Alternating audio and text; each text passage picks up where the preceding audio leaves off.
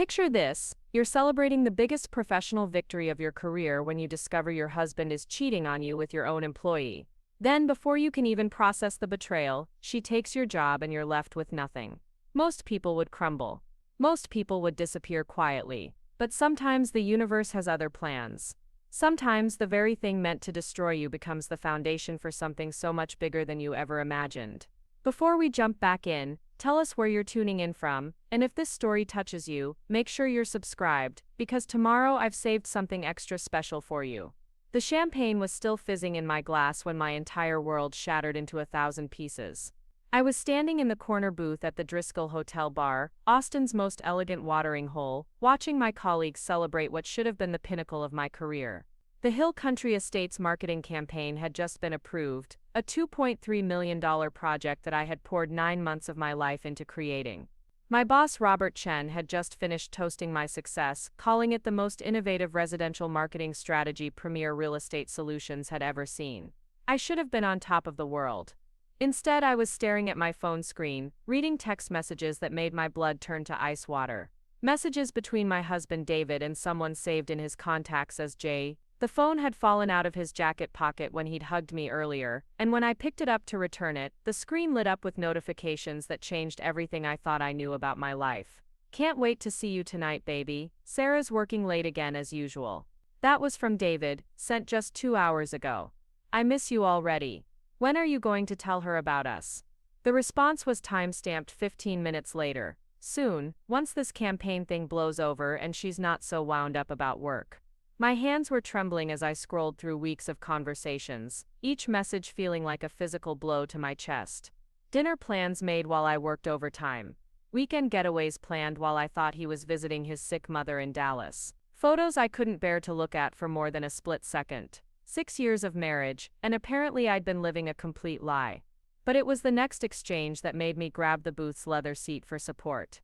"Jessica's really stepped up at work lately," I had mentioned to David just last week. "I'm thinking of recommending her for a promotion." Now I understood why he'd been so encouraging about that idea. Jessica Parker, my mentee. The bright-eyed 28-year-old I'd hired 10 months ago as a junior marketing coordinator. The woman I'd taught everything I knew about digital marketing, who I'd brought into strategy meetings, who I'd trusted with my biggest projects. The woman who sat 3 desks away from my corner office and smiled at me every morning like we were the best of friends. I looked across the crowded bar and spotted David near the entrance, his sandy brown hair catching the amber light as he chatted with Robert about golf. He looked so normal, so perfectly unchanged, laughing at something Robert was saying. Meanwhile, I felt like I was drowning in plain sight, surrounded by the celebration of my professional triumph, while my personal life crumbled around me. Jessica wasn't at the celebration. She'd texted me earlier saying she had a family emergency and couldn't make it. Now I knew exactly what kind of emergency she was dealing with. The kind that involved my husband and a hotel room somewhere across town. I managed to slip out of the bar without anyone noticing, mumbling something to Amanda Torres from HR about feeling sick. Amanda had been my closest friend at the company for 3 years, ever since we bonded over terrible coffee in the break room and discovered we both had a passion for true crime podcasts. She gave me a concerned look and offered to drive me home, but I shook my head and escaped into the cool Austin evening. The drive home to our house in Westlake felt like the longest 20 minutes of my life. Every street light seemed to mock me, every familiar landmark a reminder of the life I thought I'd built with David. We bought the house 2 years ago, a beautiful craftsman-style home with a wraparound porch and a view of the hill country. I'd imagined us growing old there, maybe starting a family once my career stabilized. Instead, I was pulling into the driveway alone, clutching a phone full of evidence that my marriage was as much of an illusion as everything else. I sat in my car for a long time after turning off the engine, staring at our front door and trying to figure out what came next. Part of me wanted to storm back to the bar and confront David in front of everyone. Another part wanted to drive straight to Jessica's trendy East Austin loft and have it out with her. But a larger part of me, the part that had built a successful marketing career by thinking strategically rather than emotionally, told me to wait. To think. To plan. I went inside and poured myself a glass of wine, then sat at our kitchen island and did what I did best. I analyzed the situation like a marketing problem that needed solving. The facts were clear. David was having an affair with my employee. They'd been planning a future together while I worked late nights to build the very career that was supporting our lifestyle. Jessica had been learning from me, gaining my trust, all while sleeping with my husband behind my back. And now, with the biggest project of my career successfully launched, they were apparently ready to make their move. I spent the next 3 hours going through David's phone with the methodical precision I usually reserved for market research. What I discovered was worse than I'd initially thought. This wasn't just an affair, it was a calculated plan to destroy my life and rebuild it for themselves. There were screenshots of my private work emails in their text chain, forwarded by Jessica. Details about the Hill Country Estates project that she had no business sharing. Discussions about after Sarah's out of the picture and how Jessica would be perfect for a leadership role at Premier. David had been feeding her inside information about my schedule, my stress levels, even my conversations with him about work challenges. Most damning of all, there was a conversation from 3 days ago, where they discussed Jessica making her move now that my Preparing and narrating this story took us a lot of time, so if you are enjoying it, subscribe to our channel. It means a lot to us. Now back to the story. big project was complete. David had written, "Robert really respects you now. This is your chance to show him what real leadership looks like." The betrayal cut deeper than I'd thought possible. This wasn't just about infidelity. They had been systematically working to undermine my career while pretending to support me. Jessica had been positioning herself as my successor while learning everything she could from me. And David, my own husband, had been helping her do it. I was still sitting in the dark kitchen when I heard David's key in the front door at nearly midnight. I quickly put his phone back exactly where he'd left it and pretended to be asleep when he slipped into bed beside me, smelling like expensive whiskey and another woman's perfume. The next morning, I got up early and went through my usual routine. Shower, coffee, professional attire, morning news. David was still sleeping off his celebration hangover when I left for the office at 7:30. I drove through the familiar Austin streets in a strange state of calm, my mind working through possibilities and strategies like I was preparing for the most important presentation of my life. Premier Real Estate Solutions occupied 3 floors of a sleek glass building on 6th Street, right in the heart of downtown. I'd always loved the energy of arriving early, when the morning light streamed through the floor-to-ceiling windows, and the office hummed with quiet productivity. But that Tuesday morning felt different. I looked at everything with new eyes, seeing it not as my professional home, but as a battlefield where I was apparently fighting a war I hadn't even known was happening. Jessica arrived at 9 sharp, just like always. She stopped by my office with her usual bright smile and a cup of coffee from the artisanal shop downstairs. "Good morning, Sarah. I heard the celebration was amazing last night. I'm so sorry I missed it." Looking at her now, knowing what I knew, I could see things I'd missed before. The way her eyes never quite met mine when she said she was sorry. The slight tension in her shoulders, like she was braced for something. The designer handbag that definitely cost more than her salary should allow.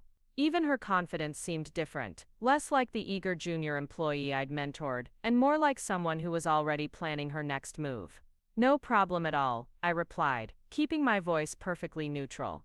"Family emergencies come first." She nodded quickly and launched into an update about social media engagement from the campaign launch, speaking with the kind of detailed knowledge that only came from being intimately involved in every aspect of the project. Knowledge she'd gained by working closely with me for months, absorbing everything I taught her while simultaneously plotting to take my place. "You've really outdone yourself with this campaign," she said, perching on the edge of the chair across from my desk. "The luxury market response has been incredible. I've been thinking about some follow-up strategies that might capitalize on this momentum." Of course she had. I listened to her pitch, which was actually quite good, and realized with a sick feeling that she genuinely was talented. Under different circumstances, I would have been proud of how much she'd learned. Instead, I found myself wondering how much of her skill came from natural ability, and how much from having access to my private communications and strategic thinking through David. "These are solid ideas," I told her. "Why don't you put together a proposal and we can discuss it with Robert next week?" Her eyes lit up with what looked like genuine excitement, and for a moment I almost doubted what I'd discovered the night before. She seemed so earnest, so eager to contribute. But then I remembered the text messages, the screenshots, the casual way she and David had discussed dismantling my career, and my resolve hardened. The rest of the morning passed in a surreal blur of normal office interactions while my mind worked through the implications of what was coming. Because I was certain something was coming. Jessica and David hadn't spent months planning for nothing, and with the Hill Country Estates campaign successfully launched, I suspected their timeline had just accelerated. I was right. At 11:15, Amanda Torres knocked on my door with an expression I'd never seen before. Amanda was usually unflappable, the kind of HR professional who could handle any crisis with calm efficiency. But now she looked genuinely distressed. "Sarah, I need to talk to you." Privately, I closed my laptop and gave her my full attention. Amanda had never asked for a private conversation in the 3 years I'd known her, which meant whatever this was about, it was serious. "I just came from a meeting with Robert," she began, then paused like she was trying to figure out how to deliver bad news. "Sarah, there's been a complaint filed against you." My stomach dropped even though part of me had been expecting this. "What kind of complaint?" "Workplace harassment and abuse of power." Amanda's voice was barely above a whisper. "Jessica Parker filed it yesterday evening, right after the celebration ended. She's claiming you've been creating a hostile work environment, taking credit for her ideas, and retaliating against her when she tried to speak up."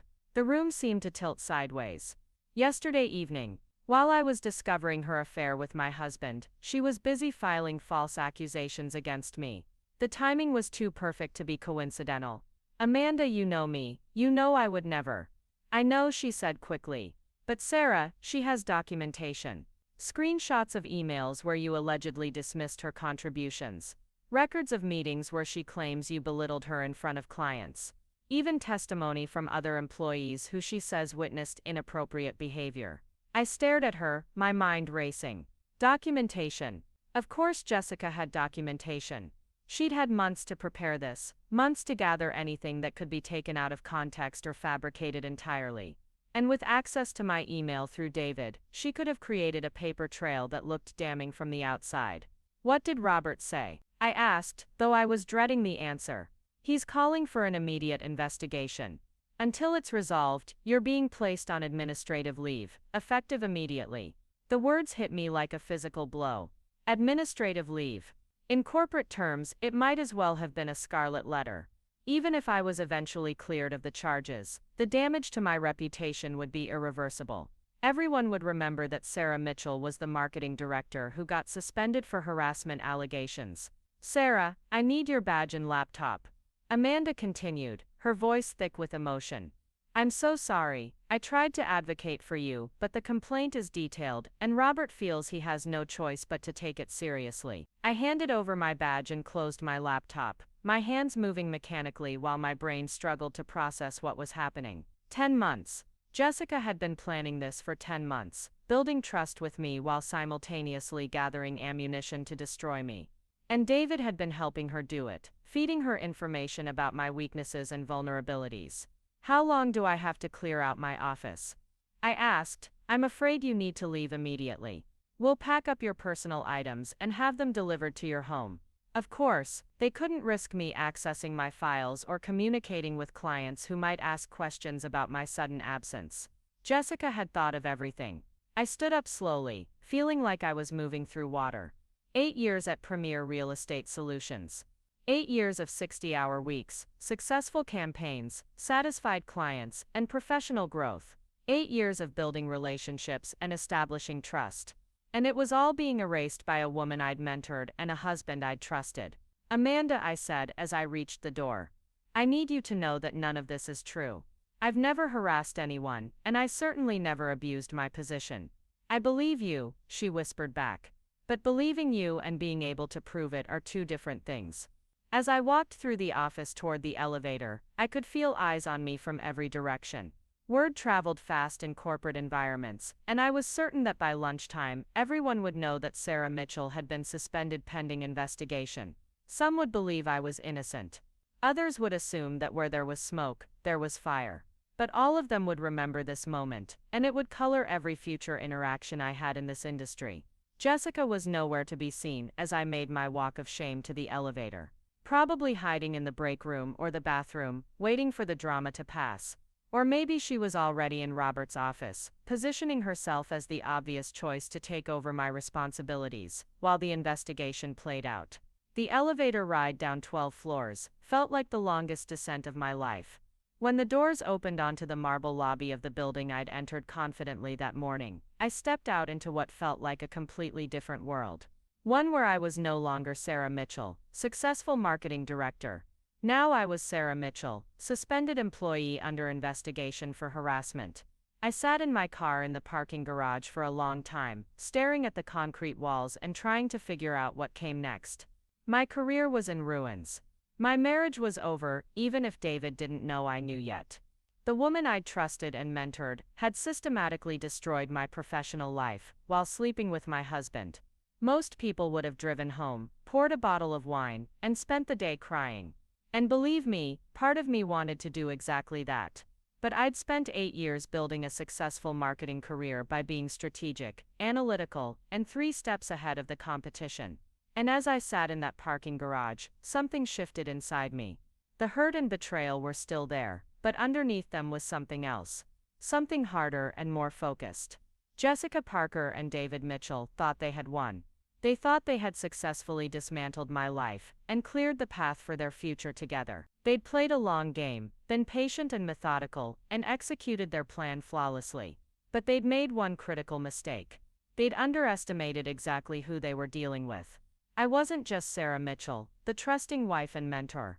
I was Sarah Mitchell, the woman who had built Premier's digital marketing presence from 12 followers to 50,000. The woman who had landed the biggest campaign in company history. The woman who knew how to research, strategize, and execute complex plans. And now, for the first time in months, I had something they didn't expect: time, motivation, and absolutely nothing left to lose. I started the car and drove home, my mind already working through possibilities. Jessica and David wanted to play games. Fine, but they were about to learn that when you come for someone's entire life, you better make sure you finish the job completely. Because I was just getting started. The house felt different when I walked through the front door at 2 in the afternoon. Everything looked exactly the same. The throw pillows I'd arranged on the couch that morning. David's coffee mug still sitting in the sink. The stack of mail on the kitchen counter. But it all felt foreign somehow, like I was seeing props in a play, rather than the life I'd been living. I poured myself a glass of water and sat at the kitchen island, the same spot where I'd spent 3 hours the night before uncovering the truth about my marriage. Now I had a different kind of truth to process. My career, the thing I'd worked for 8 years to build, was being systematically destroyed by the same people who had betrayed my personal life. The silence in the house was deafening. Usually by this time of day, I'd be deep into afternoon meetings, reviewing campaign analytics, or strategizing with my team about upcoming projects. Instead, I was suspended, under investigation, and watching my professional reputation crumble in real time. I wondered if Jessica was already sitting in my office, fielding calls from clients, and positioning herself as the natural replacement for the disgraced marketing director. I spent the next hour doing what any good marketer would do when faced with a crisis. I researched my opponent. But this time, instead of analyzing market competitors, I was investigating the woman who had been sharing my bed with my husband, while plotting to steal my career. Jessica Parker's social media presence told an interesting story. Her LinkedIn profile showed a steady progression of increasing responsibilities at Premier, with glowing recommendations from colleagues, including one from me, posted just 2 months ago, praising her innovative thinking and collaborative spirit. The irony burned like acid in my throat. Her Instagram was more revealing. Photos from expensive restaurants I knew she couldn't afford on her salary. Weekend trips to places like Napa Valley and Charleston, always taken alone according to the captions, but I could see the shadow of whoever was taking the pictures in several shots. A shadow that looked suspiciously like David's build and height. But it was her Facebook activity that provided the most insight. Jessica had been methodically connecting with Premier's clients and industry contacts over the past 6 months, building her own network while working under my supervision. She'd attended industry events that I hadn't even known she was interested in, always posting photos with captions about expanding her professional horizons and learning from the best in the business. The pattern was clear once I knew what to look for. This hadn't been a spontaneous affair that evolved into career ambition. This had been a calculated strategy from day one. Jessica had targeted my husband to get inside information about my weaknesses and vulnerabilities. She'd used her position as my mentee to learn everything she could about my methods and client relationships. And she'd spent months building the evidence she needed to destroy my reputation while simultaneously positioning herself as my replacement. The more I discovered, the more impressed I became with the scope of her planning. It was actually brilliant, in a completely sociopathic way. She'd played the long game perfectly, never moving too fast or being too obvious. She'd built trust with me while gathering ammunition against me. She'd seduced my husband while learning my professional secrets. And she'd timed her final move perfectly, waiting until after my biggest success to ensure maximum impact when she brought me down. I was still scrolling through her social media history when my phone rang. The caller ID showed David's office number, and for a moment I considered not answering. But curiosity won out. "Sarah, thank God." David's voice was tight with what sounded like panic. "I just heard what happened at your office. Are you okay? Are you home?" The concern in his voice might have fooled me yesterday. Today, knowing what I knew, it sounded like badly acted concern. I wondered if Jessica had already called him with the news, if they'd already discussed how he should handle this conversation with his unsuspecting wife. "I'm fine," I said, keeping my voice neutral. "Just processing everything." "This is insane," he continued, and I could hear him pacing in his office. "Jessica Parker, really? I know you've mentioned her before, but harassment, that doesn't sound like you at all." Of course he knew Jessica Parker. He'd been sleeping with her for months. But I played along, curious to see how far he'd take the charade. "You're right, it doesn't sound like me because it's not true," I said, "but apparently she has documentation and witnesses." "Well then it's obviously fabricated," David said quickly. "Anyone who knows you, knows you'd never abuse your position like that.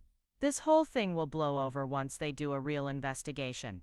His confidence was interesting, almost like he knew exactly how the investigation would go. Almost like he'd helped plan it. "I hope you're right," I said, "but until then I'm suspended without pay. We'll need to be careful about expenses for a while." There was a pause on his end, just long enough to be noticeable. "Don't worry about that. My commission checks have been good lately. We'll be fine financially." Another lie. I'd seen our bank statements. David's income had been steady but unremarkable for months. But if Jessica was covering expenses for their secret dates and weekend getaways, he might genuinely believe money wasn't a concern. "I should probably let you get back to work," I said. "I know you're busy." "Are you sure you're okay? Do you want me to come home early?" "No, I'm fine. I'll see you tonight." After I hung up, I sat staring at the phone, marveling at how easily deception had become David's default mode. He'd sounded genuinely concerned about my welfare, while simultaneously planning my personal and professional destruction with his mistress. The David I'd married 6 years ago had been charming and supportive, but apparently that man had been slowly replaced by someone I didn't recognize at all. I spent the rest of the afternoon digging deeper into Jessica's background, using the same research skills that had made me successful in marketing. What I found was a pattern of behavior that went back years. At her previous job, a boutique advertising agency in Dallas, she'd been promoted twice in 18 months under circumstances that raised eyebrows among former colleagues. A quick LinkedIn search revealed that her former supervisor, a woman named Rebecca Martinez, had left the agency abruptly right after Jessica's second promotion. I found Rebecca's current contact information and spent an hour crafting a carefully worded message. I couldn't be direct about my suspicions. That would sound crazy and potentially create legal issues.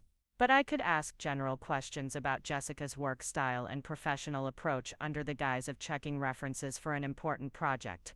Rebecca's response came back within 2 hours, and it was more revealing than I'd dared hope. "Jessica is certainly ambitious and willing to do whatever it takes to advance her career," she'd written. "She's very good at building relationships with key decision makers and positioning herself strategically within organizations. I will say that her departure from our agency coincided with some unexpected personnel changes, though I can't comment on specific details due to confidentiality agreements. I hope this helps with your project evaluation." Reading between the lines wasn't difficult. Jessica had a history of manipulating workplace relationships to advance her career, and her previous supervisor had been forced to sign a confidentiality agreement about whatever had happened in Dallas. The pattern was clear, and it wasn't accidental. But knowing Jessica's history and proving her current deception were two different things. I needed more than suspicious patterns and circumstantial evidence. I needed concrete proof that the harassment complaint was fabricated, and I needed leverage that would force the truth into the open. That's when I remembered David's laptop. David worked from home 2 days a week, and his personal laptop lived on the desk in our home office. If he'd been communicating with Jessica about their plan to destroy my career, there might be evidence on his personal email accounts or messaging apps. Evidence that could prove the harassment complaint was coordinated and malicious rather than legitimate. I felt a momentary pang of guilt about invading his privacy, but it lasted about 3 seconds. He'd given up any right to privacy when he'd started plotting against me with his mistress. If anything, I was conducting a defensive investigation to protect myself from their offensive strategy. David's laptop wasn't password protected, one of those small trust exercises that married couples often maintained. I'd never abused that trust before, but then again, he'd never tried to destroy my life before either. His email accounts were more revealing than I'd expected. Beyond the text messages I'd already seen on his phone, David and Jessica had been communicating through a private Gmail account he'd created specifically for their relationship. The account was full of romantic messages that made me feel sick, but more importantly, it contained detailed discussions about their strategy for removing me from Premier Real Estate Solutions. The earliest strategic conversation was dated 7 months ago, just 3 months after Jessica had been hired. David had written, "Sarah's been talking about some big campaign she's working on, says it could be a career changer. Maybe this is our opportunity." Jessica's response was chilling in its calculation. "I need to make sure I'm indispensable to that project. If she succeeds, I want to be positioned as her natural successor. If she fails, I want to be the obvious replacement." The messages that followed detailed a systematic approach to undermining my position while gaining access to my work. Jessica reported on my stress levels, my private conversations with David about work challenges, even my concerns about certain clients and projects. David had been feeding her inside information that she used to anticipate my moves and position herself strategically. But the most damaging evidence was a conversation from 3 weeks ago, right after the Hill Country Estates campaign had been approved. Jessica had written, "It's time. She's at the peak of her success, which means this is when her fall will have maximum impact. I've been documenting everything I need." For the harassment complaint, my friend in HR at my old job helped me understand exactly what kind of evidence creates the strongest case. David's response made my blood run cold. "Are you sure about the timing? Maybe we should wait until after the campaign launches." "No," Jessica had replied. "The campaign's success will make her overconfident and less likely to see this coming. Plus, once it launches, Robert will be grateful to me for managing the transition smoothly. I've already talked to him about taking on more responsibility. He thinks I'm ready for leadership." They'd planned everything. The timing, the evidence, even my emotional state. They'd waited until I was celebrating my biggest professional victory to destroy my entire career. The betrayal was so complete, so calculating, that I actually felt impressed by their thoroughness even as it devastated me. But as I scrolled through more messages, I realized they'd made a critical error in their planning. In their eagerness to document their strategy and coordinate their moves, they'd created a detailed paper trail of their conspiracy. Every message was time-stamped and preserved, creating an undeniable record of premeditated malicious intent. More importantly, I found evidence that Jessica had fabricated key elements of her harassment complaint. In one message, she'd asked David for details about a client meeting I'd had 6 weeks earlier, then used those details to create a false narrative about inappropriate behavior during that meeting. She'd taken real events and twisted them into evidence of misconduct, but she'd made the mistake of documenting her fabrication process in writing. I spent 2 hours capturing screenshots of the most damaging conversations, organizing them chronologically and building a clear narrative of their conspiracy. By the time I finished, I had enough evidence to not only clear my name but to expose Jessica and David's systematic deception. But I also realized something else. Simply proving my innocence wouldn't be enough. Jessica had already damaged my reputation and positioned herself as my replacement. Even if I was cleared of the harassment charges, the suspicion would linger, and she would still benefit from having removed me from the equation. She'd calculated that even a failed attack would advance her position, and she was probably right.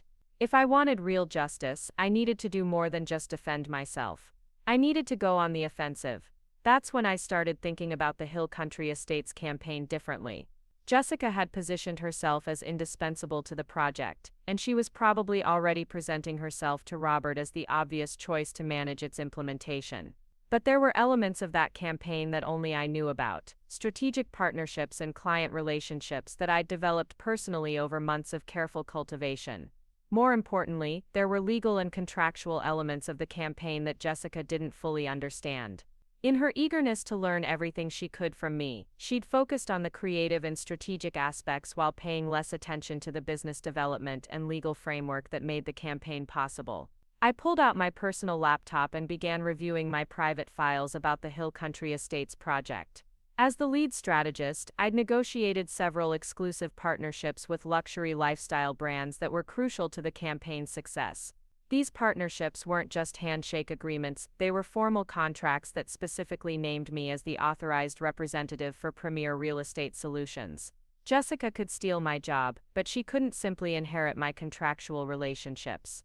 The luxury brands I'd partnered with didn't know her, didn't trust her, and had no legal obligation to work with her just because she'd taken over my responsibilities. If she tried to manage the campaign implementation without properly transferring these partnerships, the entire project could collapse. And there was something else. In my personal files, I had detailed documentation of every client conversation, every strategic decision, and every creative element that had gone into developing the campaign. I had proof of my intellectual property and creative ownership that went far beyond what was in Premier's official files. I'd been thinking like a victim, focused on defending myself against false accusations. But I wasn't a victim, I was a marketing professional with 8 years of experience, a successful track record, and detailed knowledge of my industry. I had valuable skills, established relationships, and proven expertise that didn't disappear just because I'd been suspended from one job. Jessica and David had made the mistake of thinking that destroying my position at Premier would destroy my career. They'd focused so intently on removing me from the game that they'd forgotten I could always start playing by different rules. I spent the rest of the evening researching something I'd never seriously considered before, starting my own marketing consultancy. The initial research was promising. Several of Premier's competitors were smaller firms that regularly outsourced specialized projects to independent consultants. The luxury real estate market in Austin was booming, and there was clearly demand for the kind of high-end marketing strategies I specialized in. More intriguingly, I discovered that 2 of the luxury brands I'd partnered with for the Hill Country Estates campaign had been looking for a local marketing consultant to help them expand their Austin presence. They'd approached Premier about additional services, but Robert had been too focused on residential real estate to pursue commercial partnerships. I could pursue those partnerships independently. Not as an employee of Premier Real Estate Solutions, but as the founder of my own consultancy. I could offer specialized services that the larger firms couldn't provide, with the kind of personal attention and strategic focus that high-end clients valued. The idea was terrifying and exhilarating at the same time. I'd never been an entrepreneur, never considered leaving the security of corporate employment. But I'd also never been in a situation where I had literally nothing left to lose. When David came home that evening, I was sitting in the living room with a glass of wine and my laptop researching business license requirements and consultant tax implications. He found me there at 8:30, and the guilt written across his face was almost comical now that I knew the truth. "How are you holding up?" he asked, sitting down beside me on the couch with careful studied concern. "I'm thinking about my options," I said, which was completely true. "Good. That's good, don't let them keep you down." He reached over and rubbed my shoulder, a gesture that once would have been comforting but now felt like manipulation. "This whole thing will blow over soon, and you'll be back to work before you know it." I looked at him carefully, this man I'd been married to for 6 years, and realized I was seeing him clearly for the first time in months. The charm that had attracted me was still there, but now I could see how practiced it was, how automatically he deployed it to manage situations and people. He wasn't comforting his wrongly accused wife, he was managing a potentially problematic variable in his plan. "Maybe," I said, "or maybe this is an opportunity to try something completely different." His hand paused on my shoulder. "Different how?" "I've been thinking about consulting. There's a lot of demand for specialized marketing in Austin, and I have the experience and contacts to make it work." David's expression shifted slightly, and I could practically see him calculating the implications. If I started my own business, I'd be financially independent.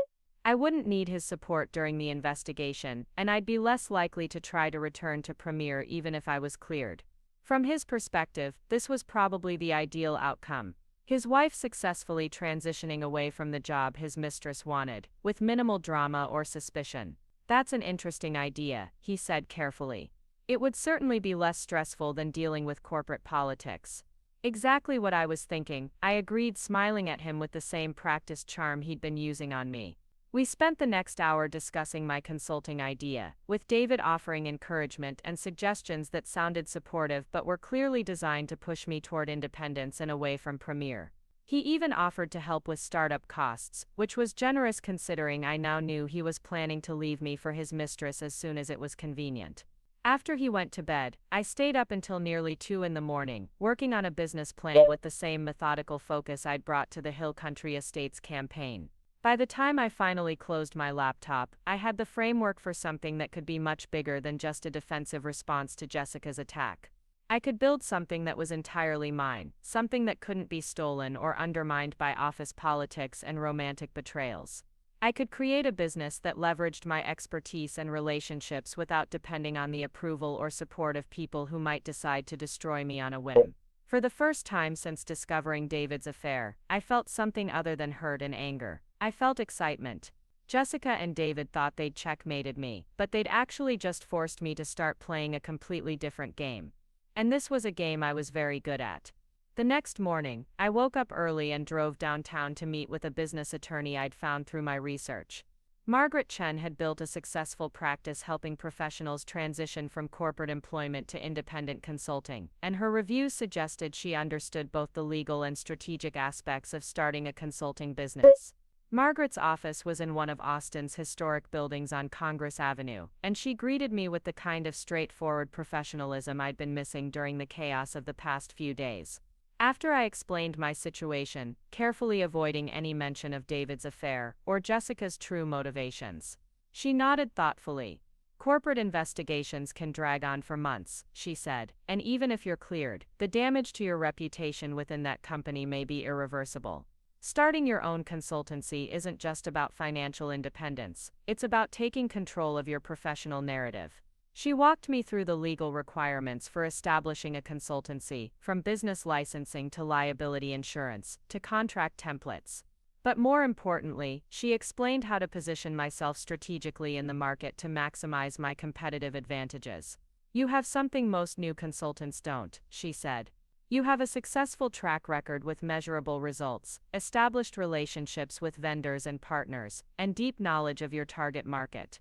The question isn't whether you can succeed as an independent consultant. It's whether you're prepared for the lifestyle change." By the time I left her office 2 hours later, I had a clear roadmap for launching my own business, and a timeline that could have me operational within 6 weeks.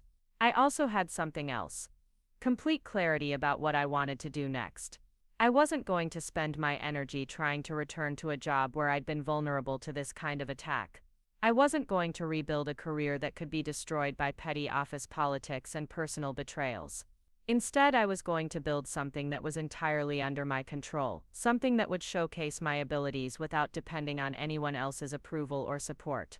Jessica Parker had wanted my job so badly that she'd been willing to destroy her integrity and sleep with a married man to get it. She was welcome to it. I was going to build something much better.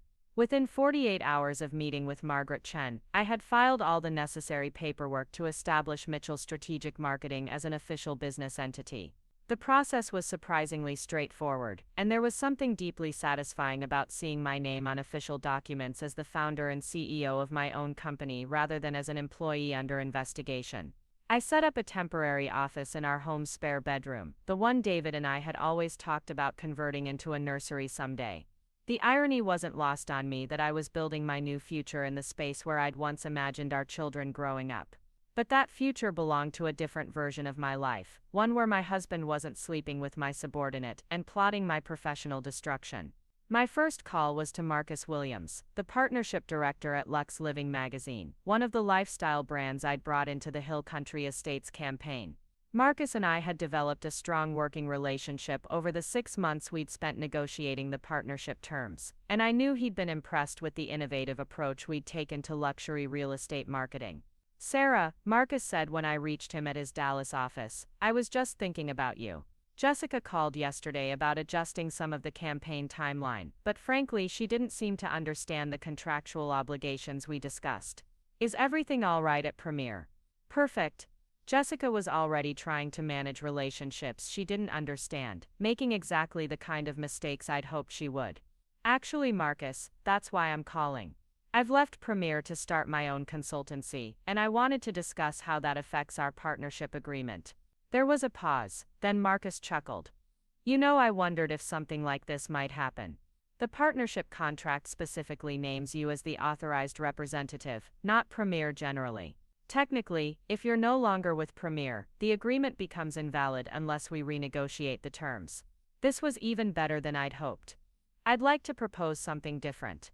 Rather than renegotiating with Premier, what if Lux Living partnered directly with my new consultancy for the Austin market expansion you mentioned last month?" "Now that's interesting," Marcus said, and I could hear the smile in his voice. "Send me a proposal. If it's anything like the strategic thinking you brought to Hill Country Estates, we'll definitely want to talk."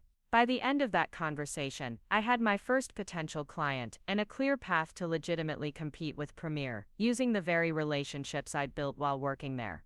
More importantly, I had confirmation that Jessica was already struggling to manage the complex partnerships that were crucial to the campaign's success. My second call was to Isabella Rodriguez, the creative director at Austin Architectural Digest, another key partner in the Hill Country Estates campaign. Isabella had been particularly enthusiastic about the innovative photography and staging concepts we'd developed, and she'd mentioned several times that she wished more real estate companies understood how to showcase luxury properties effectively. "Sarah, what perfect timing," Isabella said when she heard my voice.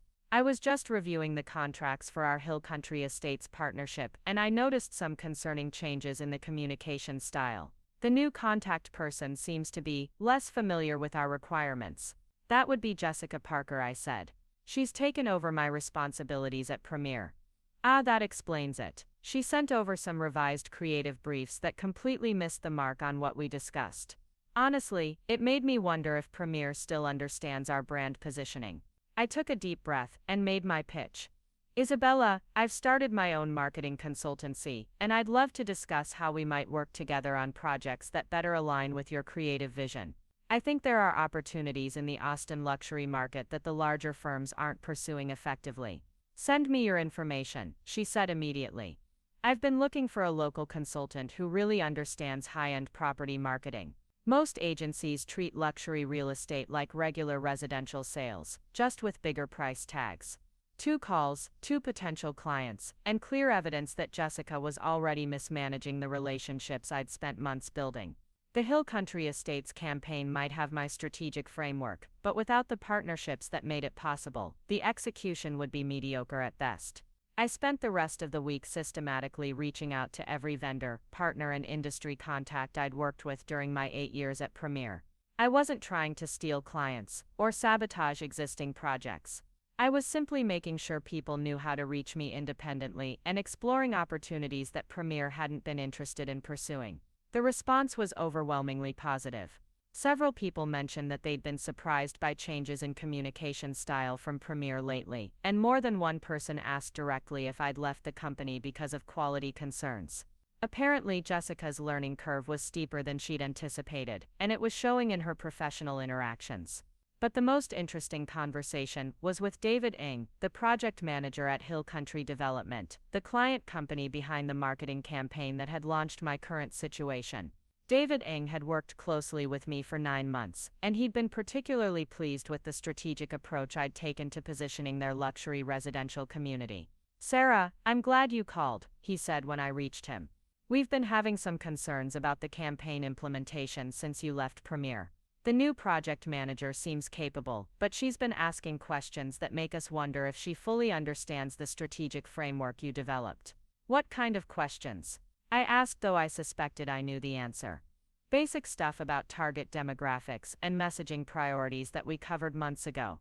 And she suggested some changes to the partner relationships that would actually undermine the exclusivity positioning we worked so hard to establish. I felt a surge of professional vindication. Jessica had studied my creative work and strategic thinking, but she'd never fully grasped the underlying business logic that made those strategies effective. She could copy my methods, but she couldn't replicate my understanding of why those methods worked. That's concerning, I said carefully. The partner relationships were specifically designed to reinforce the luxury positioning. Any changes could affect the campaign's effectiveness. Exactly what we were thinking. Look, Sarah, I know you can't comment on internal Premier business, but hypothetically, if we needed additional marketing support for future phases of this development, would you be available as an independent consultant? And there it was. The client company wasn't satisfied with Jessica's management of the campaign they'd paid Premier $2.3 million to execute. They were already looking for alternatives, and they wanted to work with me directly, rather than through Premier. I'd certainly be interested in discussing future opportunities, I said. Let me send you information about my new consultancy. Please do. And Sarah, we've got several other properties in development that could use your kind of strategic thinking. Premier's been too focused on residential sales to really understand commercial development marketing.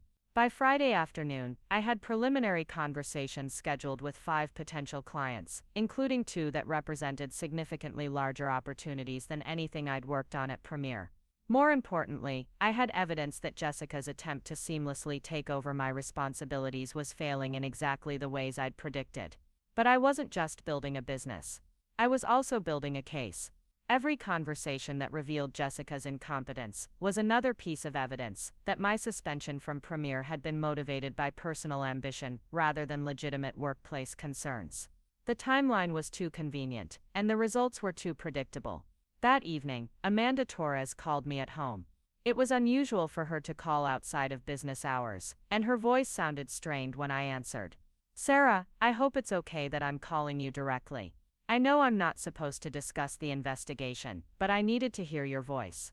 Of course it's okay, Amanda. How are you holding up? That's what I should be asking you. This whole situation has been eating at me all week. I've known you for 3 years, and nothing about this harassment complaint makes sense with the person I know you to be. I felt a surge of gratitude. Having an ally inside Premier, especially someone in HR who understood the investigation process, could be invaluable. I appreciate that more than you know, I said. How is the investigation proceeding? Amanda hesitated, and I could hear her choosing her words carefully. I can't discuss specifics, but I can tell you that some of the documentation Jessica provided has raised questions among the investigative team. Certain emails and incident reports don't align with other records we have. My pulse quickened. What kind of questions? Timeline inconsistencies. References to meetings that don't appear on official calendars. Client interactions that other people remember differently. Amanda paused again. Sarah, I think someone is going to want to interview you more thoroughly about the specific incidents Jessica reported. This was exactly what I'd hoped to hear. Jessica's fabricated evidence was falling apart under scrutiny, just like her management of my client relationships. I'm ready for that, I said. I've been documenting everything I can remember about the incidents she mentioned, and some of her claims don't match reality. Good, keep doing that. And Sarah, there's something else you should know. Jessica has been asking a lot of questions about company policies regarding internal promotions and department restructuring. She seems very confident that she'll be offered a permanent leadership position once this investigation concludes. Of course she was confident. She'd planned this entire scenario to create exactly that outcome. But her confidence might also be her weakness. Overconfident people tended to make mistakes, and Jessica was already making plenty of those. That's interesting timing, I said carefully. Given that the investigation isn't complete. That's exactly what I thought. Anyway, I should go. But Sarah, don't give up. The truth has a way of coming out, especially when someone's been careless about covering their tracks. After Amanda hung up, I sat in my home office surrounded by business plans and client research, feeling more optimistic than I had since this entire ordeal began. Jessica's plan was unraveling on multiple fronts. Her professional performance was disappointing clients and raising questions about Premier's quality standards. Her fabricated harassment complaint was falling apart under investigation. And her overconfidence was leading her to make strategic mistakes that revealed her true motivations. Meanwhile, I was building something she couldn't touch or destroy. My new consultancy was gaining momentum based on relationships and expertise that existed independently of premier real estate solutions. Even if Jessica succeeded in permanently taking my old job, she couldn't prevent me from competing with her in the marketplace. But there was still the matter of David. So far I'd been careful not to reveal that I knew about his affair, or his role in Jessica's conspiracy. I wanted to wait until I had complete control over the situation before confronting him, but I also knew I couldn't maintain the pretense indefinitely. That decision was made for me on Saturday morning. I was in the kitchen making coffee when David's phone, which he'd left on the counter while showering, buzzed with a text message. The preview showed enough of the message for me to see it was from Jessica, and the visible text said, "Can we meet today? I'm worried about." I glanced toward the bathroom, heard the shower still running, and made a split-second decision. I picked up his phone and read the full message. "Can we meet today? I'm worried about some of the questions the investigator is asking. Also, the Hill Country clients are asking for changes that I don't understand. I need your help figuring out how to handle this."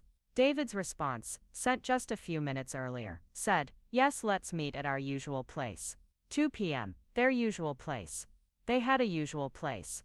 The casual familiarity of it hit me like a physical blow, even though I'd known about their relationship for a week. But more importantly, Jessica was panicking about the investigation and struggling with client management, exactly as I'd hoped. I put David's phone back where I'd found it and went to my home office to think. David was meeting with Jessica this afternoon to help her manage the crisis she'd created by trying to destroy my career. They were going to strategize about how to handle the investigation and the client problems, probably at some restaurant or hotel, where they'd been conducting their affair for months. This was my opportunity to gather more evidence of their conspiracy, but it was also a chance to finally confront them with the truth. I could follow them to their meeting, observe their conversation, and potentially record them discussing their deception. Or I could use the knowledge of their meeting to set up a confrontation that would force them to reveal their true relationship. I spent an hour weighing my options, and ultimately decided on a more strategic approach. Rather than confronting them directly, I would use their meeting to gather intelligence while simultaneously advancing my own interests. At 1:30 that afternoon, I drove to the address Robert Chen had given me for a potential office space in downtown Austin. The timing was perfect. I'd be conducting legitimate business for my consultancy while David and Jessica had their crisis management meeting. But I'd also chosen a location that would allow me to observe their usual meeting spot, which Amanda had mentioned was the bar at the Fairmont Hotel. The office space was in a beautifully renovated building on 4th Street, with large windows overlooking the downtown business district. The rental agent, a sharp woman named Patricia Walsh, showed me a corner suite that would be perfect for client meetings and strategic planning. "This space has been popular with independent consultants," Patricia explained as we toured the offices. "The building has excellent security, high-speed internet, and a professional atmosphere that clients appreciate." While she explained the lease terms, I positioned myself near the window that offered a clear view of the Fairmont Hotel's entrance. At exactly 2:15, I saw David's distinctive blue sedan pull into the hotel's valet parking area. "The location is perfect," I told Patricia, which was true on multiple levels. "I think this could work very well for my business." A few minutes later, I spotted Jessica walking into the hotel lobby, looking nervous and checking her phone constantly. She was dressed more casually than usual, in jeans and a sweater that suggested this was a personal meeting rather than a professional one. "Would you like to see the conference room facilities?" Patricia asked. "Absolutely," I said, though I was more interested in maintaining my view of the hotel than examining conference rooms. We spent the next hour touring the building's amenities, while I periodically checked the hotel entrance.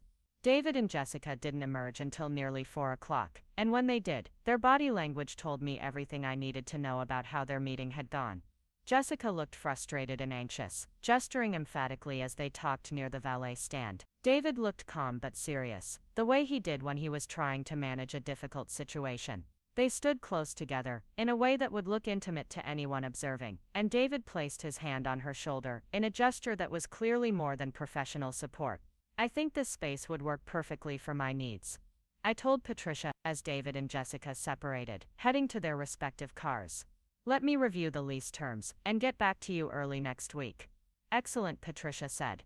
I think you'll find this location gives you everything you need to build a successful practice. She had no idea how right she was. That evening, David came home with the kind of forced cheerfulness that indicated he was hiding something significant. He asked About my day with the careful attention of someone who wanted to make sure I hadn't discovered anything suspicious, and he seemed relieved when I mentioned spending the afternoon looking at office spaces. That's great, honey, he said, settling onto the couch beside me. It sounds like your consulting idea is really taking shape. It is, I agreed. I've had several promising client conversations this week, and I found an office space downtown that would be perfect for meeting with clients. Downtown? That's exciting. You're really going all in on this new direction. I looked at him carefully, noting the subtle tension around his eyes despite his encouraging words. He wanted me to succeed with my consultancy because it would make his transition to Jessica easier and less complicated. My professional independence would eliminate his guilt about destroying my career and provide him with a clean narrative about our marriage ending amicably due to diverging life goals. I said. And David, I want you to know how much I appreciate your support during this difficult time. Not every husband would be so understanding about his wife starting a business right after losing her job. Of course I support you, he said, reaching over to squeeze my hand. You're incredibly talented, and any company would be lucky to work with you. The sincerity in his voice was almost convincing. If I hadn't seen the text messages and witnessed his secret meeting with Jessica, I might have actually believed he meant it. Instead, I recognized it as the kind of emotional manipulation he'd apparently been practicing for months. I love you too, I said, squeezing his hand back and meaning every word in ways he couldn't possibly understand. Because I did love him, or at least I loved the man I'd thought he was. I loved the David who had supported my career ambitions and celebrated my successes. I loved the David who had talked about building a future together and starting a family someday. But that David had either never existed or had been gradually replaced by someone who could systematically betray his wife while convincing her he was supporting her dreams. The David sitting beside me now was a stranger wearing my husband's face, and I was done pretending otherwise. David, I said, settling back against the couch cushions, I need to ask you something, and I want you to be completely honest with me. I felt him tense slightly, though he tried to hide it. Of course, what is it? Do you think Jessica Parker filed that harassment complaint because she genuinely felt mistreated, or do you think there might be other motivations involved? The question was carefully crafted to sound like innocent speculation while actually testing his willingness to continue lying to my face. If he had any integrity left, this was his opportunity to come clean about his relationship with Jessica and his role in her conspiracy. David was quiet for a long moment, and I could practically see him calculating the safest response. Finally, he said, I don't know Jessica well enough to speculate about her motivations.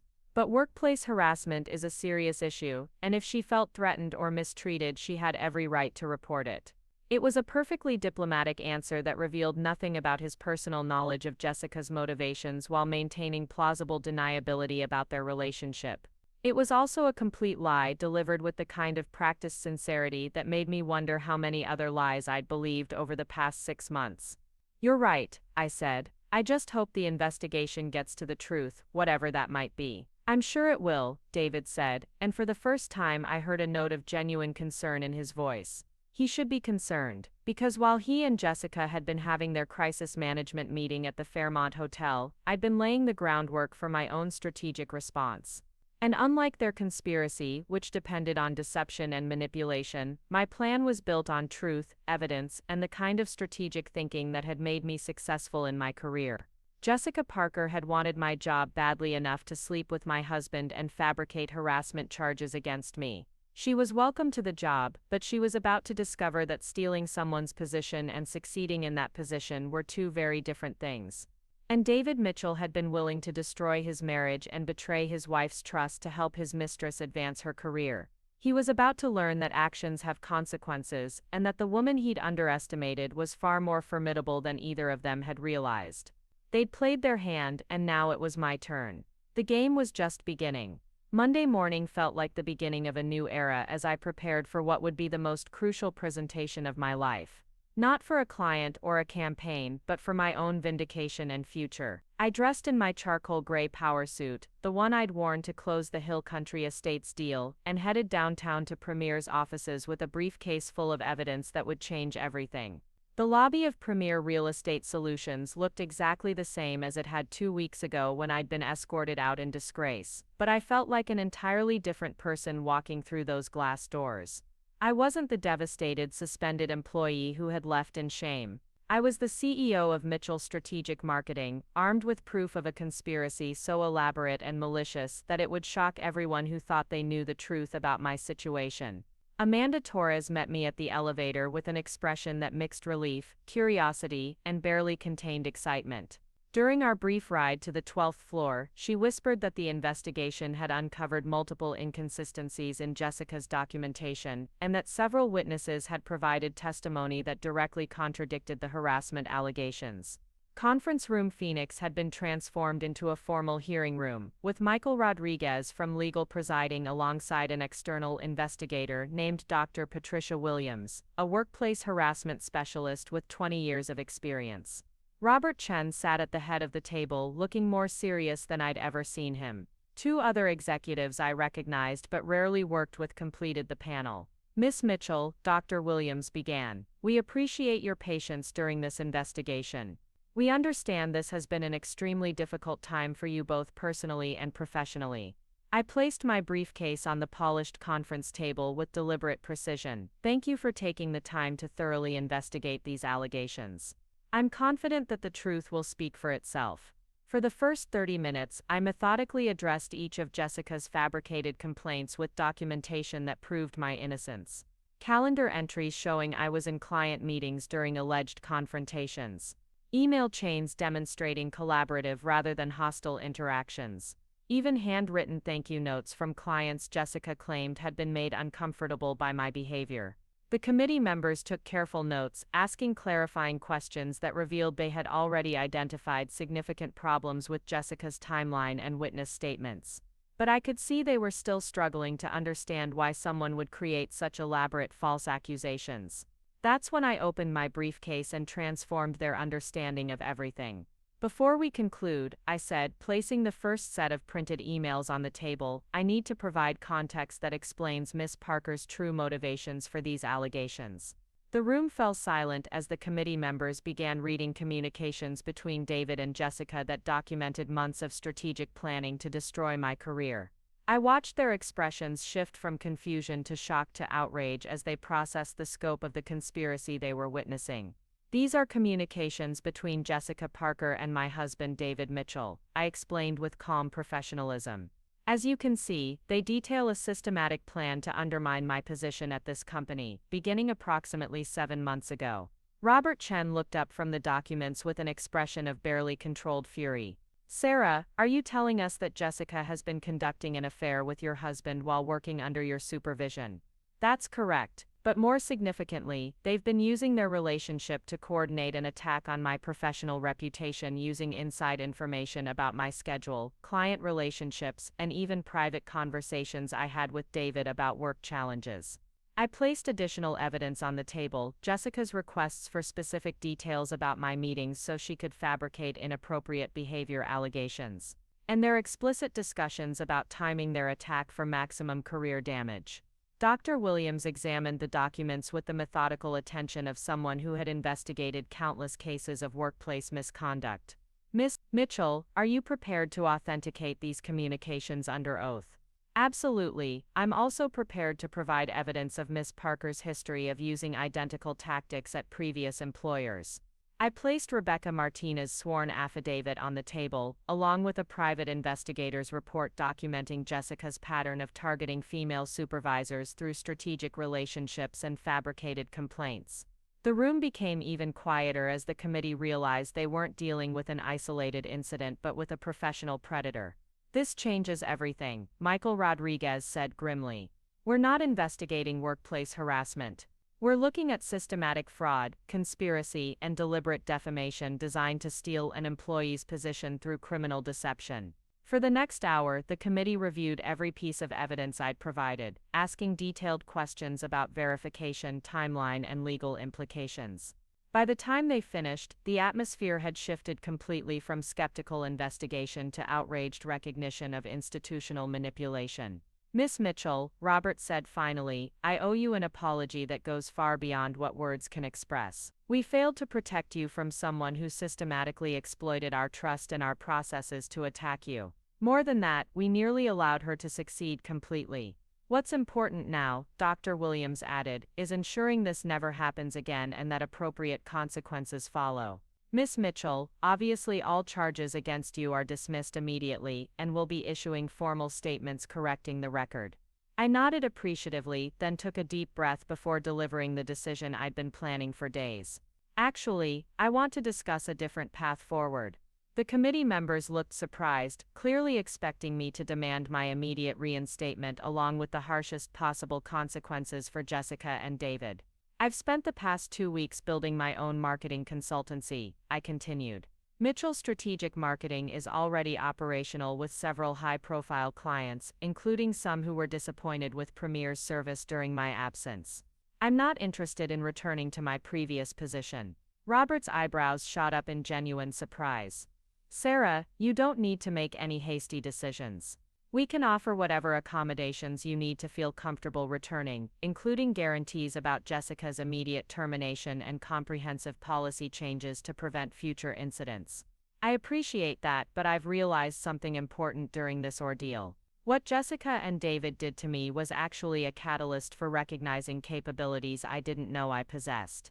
They forced me to stop settling for less than I was worth. I placed my business card on the table with a smile that felt completely genuine for the first time in weeks. Mitchell Strategic Marketing has generated more revenue in 2 weeks than I earned in 6 months here. I'm working on projects that are more challenging and lucrative than anything I ever handled as an employee. Dr. Williams smiled for the first time during our meeting.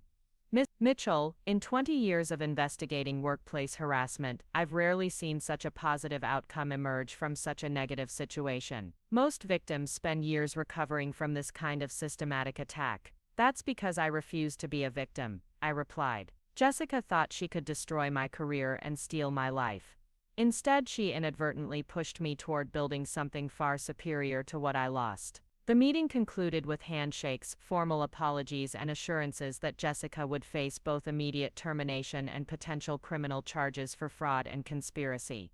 As I walked through Premier's offices toward the elevator, I noticed employees watching me with expressions ranging from admiration to amazement. Word had clearly spread about the real story behind my suspension. But the most satisfying moment came as I waited for the elevator doors to open. Jessica Parker emerged from the break room, obviously having heard that I was in the building for my formal hearing. She looked confident and slightly smug, probably assuming her fabricated case had withstood scrutiny and secured her promotion to my former position. Our eyes met across the office space, and I smiled at her with genuine warmth. Not the practiced professional smile I'd perfected over years of corporate diplomacy, but the satisfied expression of someone who had just delivered checkmate to an opponent who didn't even realize the game was over. Jessica's confident demeanor faltered as she read something in my expression that told her everything had fundamentally changed. By tomorrow morning, she would be terminated for cause, facing potential criminal prosecution and discovering that her elaborate conspiracy had backfired in ways she never imagined possible. The elevator doors opened, and I stepped inside without looking back. I had important business to attend to. That afternoon, I sat in the elegant downtown office space I'd decided to lease for Mitchell Strategic Marketing, reviewing contracts from 3 new clients who had approached me after word spread about my departure from Premier. The irony wasn't lost on me that I was earning more money working independently with former Premier clients than I'd ever made as a full-time employee. At 4:30, my phone rang with a call that would change everything even further. Marcus Williams from Lux Living magazine sounded excited when I answered. Sarah, I hope you have time to talk about something significant. My executive team has been discussing the strategic work you did with us on Hill Country Estates, and we'd like to explore a much larger partnership opportunity. I leaned back in my new office chair, looking out at the Austin skyline through floor-to-ceiling windows that made Premier's cramped cubicles seem pathetic by comparison.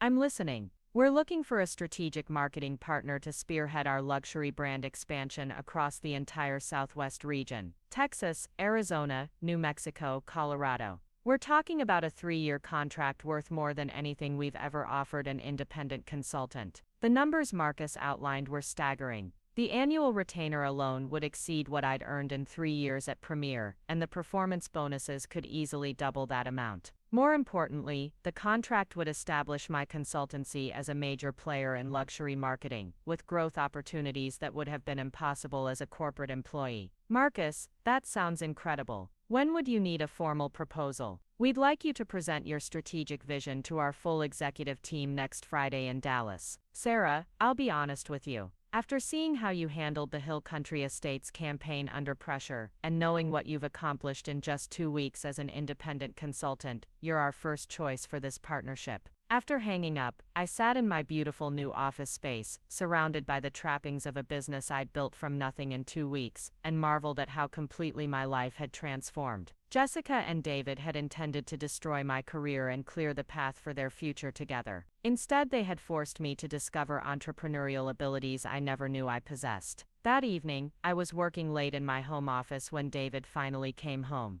I'd been expecting this conversation since my meeting at Premier, knowing that Jessica would have called him in panic once she realized their conspiracy had been exposed. Sarah, he said, appearing in my office doorway with the subdued energy of someone who knew their world was about to collapse, we need to talk. I looked up from my laptop with the calm expression of someone who had been preparing for this moment for days. Yes, we certainly do. David sat down across from my desk, in the same chair where I'd met with potential clients earlier that day. The symbolism felt appropriate. This room had become the command center of my new life, and David was now just another problem I needed to handle with professional efficiency. I know you know about everything, he said quietly, unable to meet my eyes. About your affair with Jessica. About your conspiracy to destroy my career using inside information I shared with you as my husband. About the months of systematic deception while you pretended to support my work. I kept my voice level and businesslike. Yes, David, I know about everything. He stared at me with obvious confusion, clearly expecting tears or anger or some kind of emotional breakdown. Instead, he was facing the composed CEO of a successful consultancy who had spent the day dismantling his girlfriend's career with surgical precision. Sarah, I never meant for it to escalate like this. The affair was one thing, but the harassment complaint was entirely Jessica's idea. I didn't realize she was planning to. David, I interrupted, opening my laptop to show him screenshots of their email conversations. I have documentation of every strategic discussion you had with Jessica about undermining my position at Premier. You didn't just know about the harassment complaint, you helped plan it. His face went pale as he saw the evidence of his participation in their conspiracy displayed on my screen. You provided her with details about my schedule so she could fabricate incidents. You reported on my stress levels and private conversations so she could exploit my vulnerabilities. You helped her time the attack for maximum damage to my reputation. I closed the laptop with deliberate finality. This wasn't a moment of weakness, David. This was systematic betrayal that lasted months. Sarah, please, we can work through this. Couples survive affairs all the time. This wasn't just an affair. I cut him off. This was a coordinated attack on my career and my future. You chose to help your mistress destroy me professionally while lying to my face about supporting my ambitions. I opened my desk drawer and pulled out a folder containing divorce papers I'd had prepared that morning. I've filed for divorce. You have 30 days to find somewhere else to live.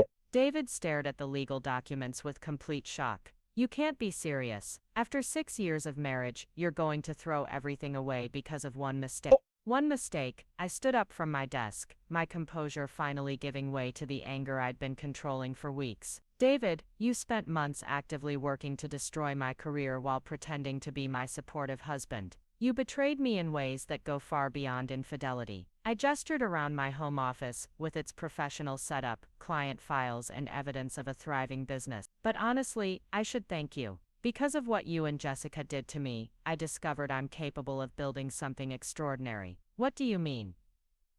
Mitchell Strategic Marketing earned more in its first week than I made in 3 months at Premier. I'm working with clients who respect my expertise and pay accordingly. I just received an offer for a 3-year contract that will make me financially independent in ways I never imagined possible. David looked around the office, taking in the transformation that had occurred while he was plotting my downfall. You're really doing this. You're actually succeeding.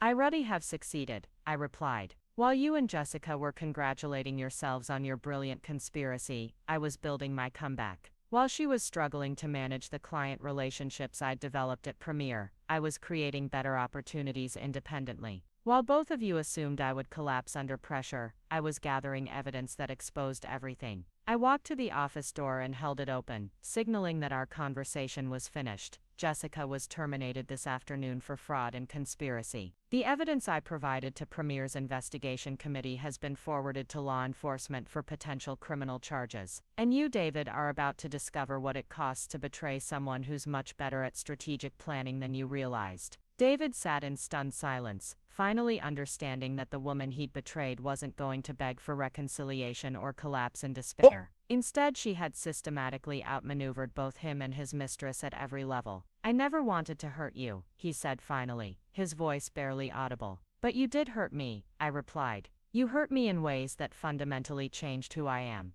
But what you failed to anticipate is that those changes would make me stronger, more successful, and completely independent of your approval or support." After David left, I poured myself a glass of wine and stood at my office window, looking out at the city lights of Austin. 3 weeks ago, I had been a dedicated employee facing false accusations and personal betrayal. Tonight, I was an entrepreneur with a rapidly growing business and complete control over my professional destiny. The next morning brought a call that perfectly illustrated how dramatically my circumstances had changed. Dr. Patricia Williams, the workplace harassment investigator, contacted me with an unexpected proposition. "Miss Mitchell, I've been thinking about our conversation yesterday, and I'd like to discuss a consulting opportunity. My firm specializes in workplace harassment investigations, but we often encounter cases involving systematic fraud and conspiracy like what you experienced. We could use someone with your analytical skills and business background to help us develop better detection methods for these sophisticated schemes." The consulting fee she proposed was generous, but more importantly, the work would help protect other women from the kind of predatory behavior Jessica had perfected.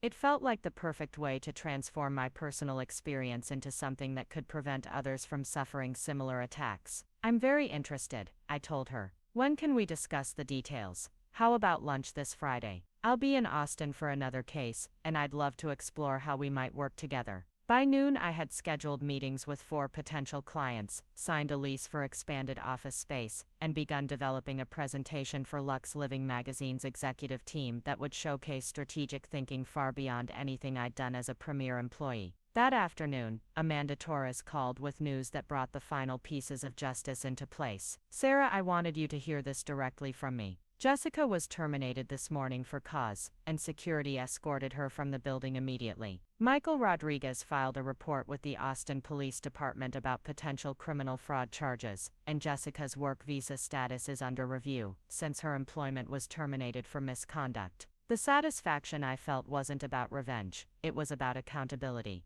Jessica had built her career by destroying other women's lives, and finally she was facing consequences for her predatory behavior. "What about the Hill Country Estates campaign?" I asked. "That's the other thing I wanted to tell you. The client has expressed serious concerns about campaign management since your departure, and they're threatening to terminate their contract with Premier unless quality improves dramatically. Robert is scrambling to find someone who understands the strategic framework you developed." I smiled, thinking about the comprehensive notes and client relationship details that existed only in my personal files. Jessica had stolen my position, but she couldn't steal the expertise and relationships that made that position valuable. "Amanda, if Robert needs recommendations for handling the transition, he's welcome to contact Mitchell's Strategic Marketing. I offer consulting services for complex campaign management." Amanda laughed for the first time in our conversation. "Sarah, you're incredible. Even after everything that happened, you're offering to help clean up the mess Jessica created."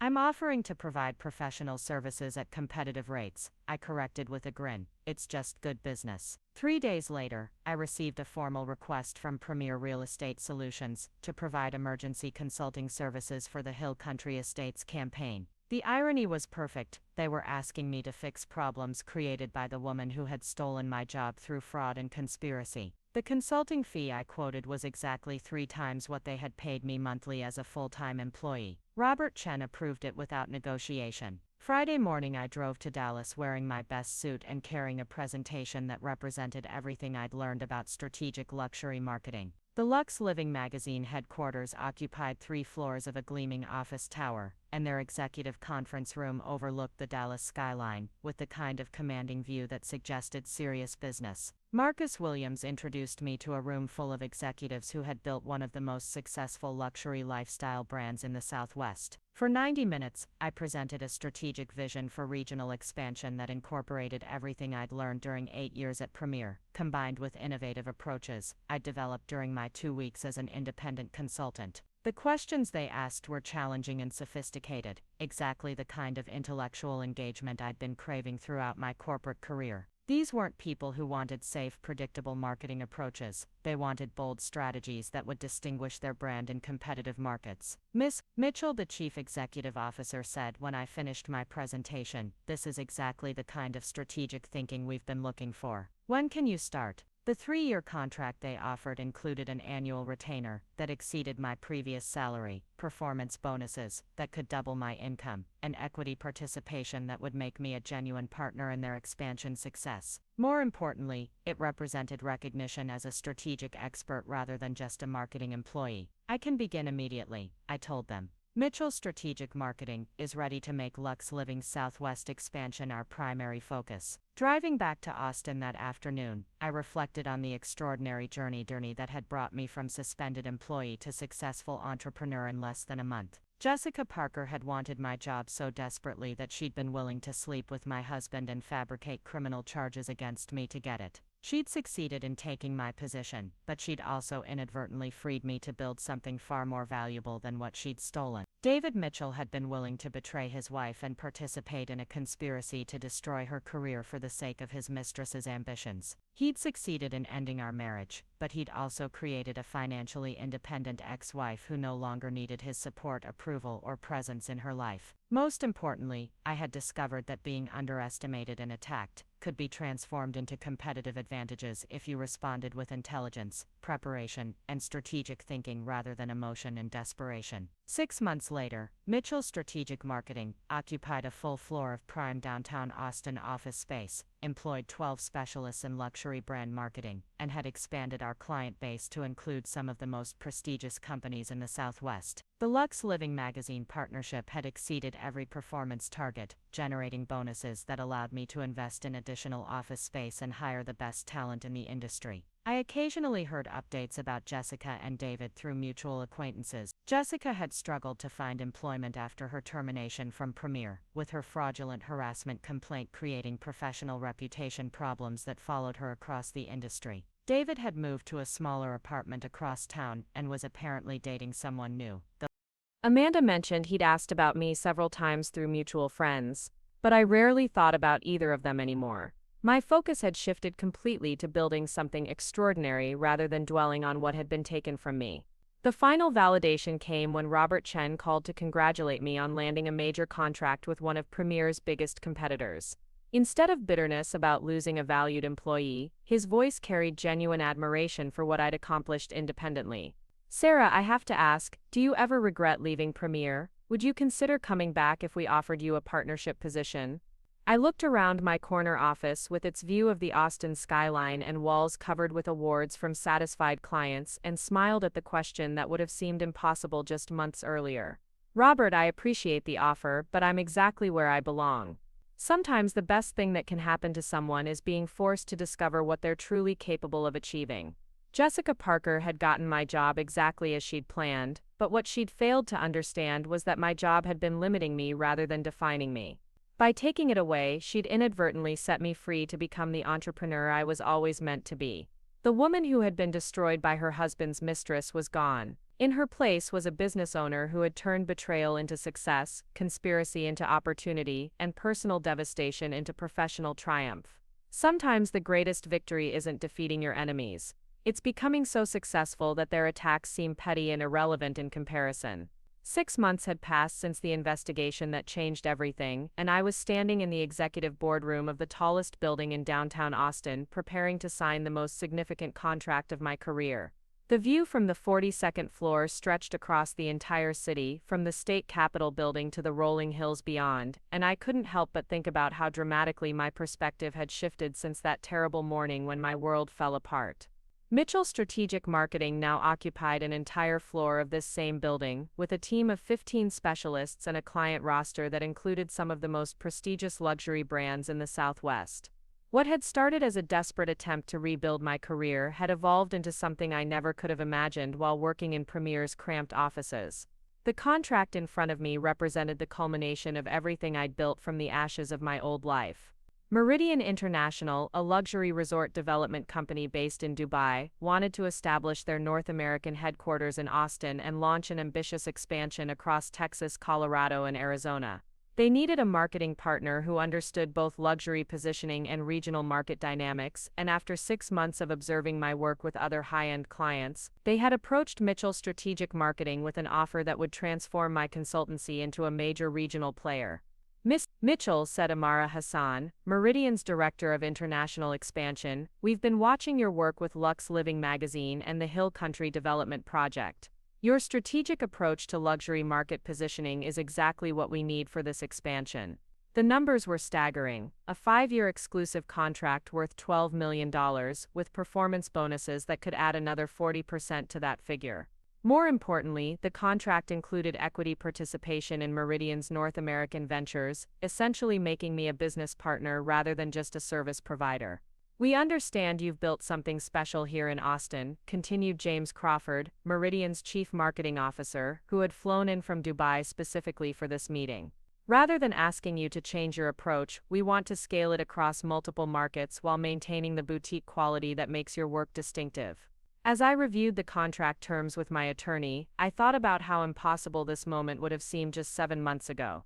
Then I had been a dedicated employee earning a comfortable but unremarkable salary, grateful for the security of corporate employment and never imagining I possessed the skills or courage to build something independently. Jessica Parker and David Mitchell had intended to destroy my career and clear the path for their future together.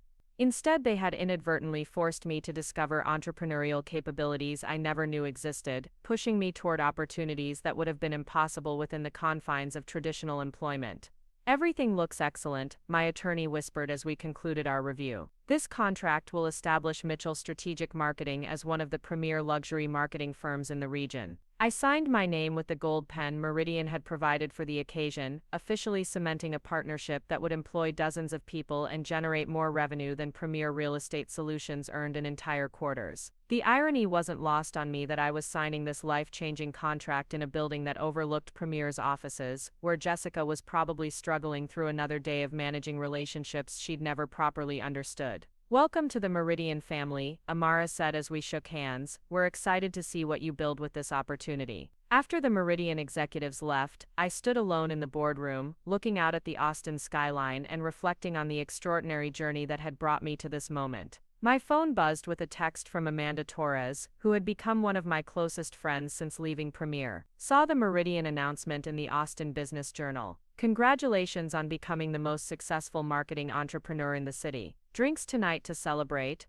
I smiled, thinking about how much my relationship with Amanda had deepened once we were no longer constrained by corporate hierarchy and workplace politics. She had been promoted to HR director at Premier after helping expose Jessica's fraudulent complaint, and we often shared stories about the positive changes that had emerged from that difficult period. But the text that truly made my day came an hour later, from an unexpected source. Dr. Patricia Williams, the workplace harassment investigator, who had helped uncover Jessica's conspiracy, had referred another case to my consulting practice. Sarah, I have a situation in Houston that requires your expertise. A senior executive suspects systematic sabotage by a subordinate who appears to be using romantic manipulation and fabricated complaints. The patterns are remarkably similar to what you experienced. Are you available to conduct a strategic assessment? The consulting work I'd been doing with Dr. Williams had become one of the most personally satisfying aspects of my expanded business. Using my experience with Jessica's tactics to help other women recognize and defend against similar attacks felt like transforming my worst experience into something protective and powerful. Absolutely, I texted back. Send me the details and I'll develop a comprehensive analysis plan.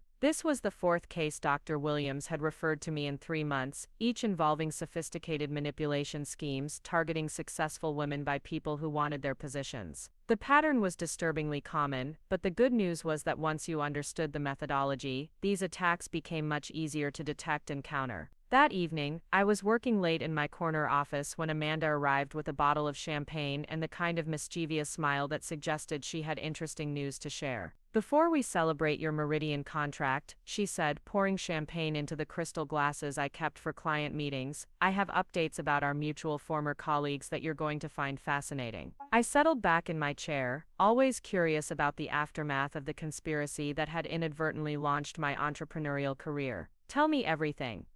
Jessica Parker, Amanda began, with obvious relish, was fired from her new job in Dallas after just 6 weeks. Apparently, she tried to use the same manipulation tactics on her supervisor there, but the woman had heard about what happened at Premiere and was watching for exactly that kind of behavior. This didn't surprise me. Jessica's approach required her targets to be unsuspecting and trusting, which became impossible once her reputation for predatory behavior spread through professional networks. The luxury marketing industry in Texas was relatively small, and word traveled quickly about people who couldn't be trusted. "What about David?"